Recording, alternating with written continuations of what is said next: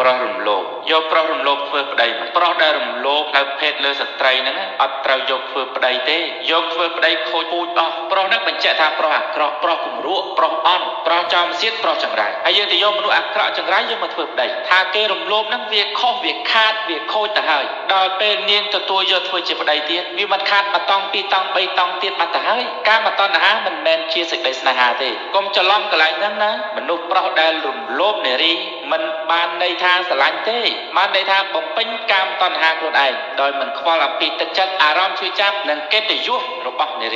រីមិនត្រូវយកធ្វើជាប្តីទេហើយផ្ទុយទៅវិញត្រូវប្តឹងដាក់គុកមិនមែនប្តឹងយកសំណងជាលុយទេប៉ុន្តែតាមច្បាប់គេនឹងកាត់ឲ្យមានទាំងសំណងកាត់ឲ្យជាប់គុកទៀតអត់សម្របសម្រួលយកលុយហើយដោះលែងឲ្យចេញពីគុកទេបើមិនធ្វើអញ្ចឹងទេគឺប្រុសនឹងបានដៃបានចិត្តហើយជាគំរូអាក្រក់រៀបដើរទៅដល់ប្រុសខូចខលដទៃទៀតឲ្យធ្វើអញ្ចឹងដែរចាអានថាដើរខួយគេយកដើរខួយគេយកឥឡូវអត់អញ្ចឹងទេដើរខួយគេគុកដើរខួយគេគុក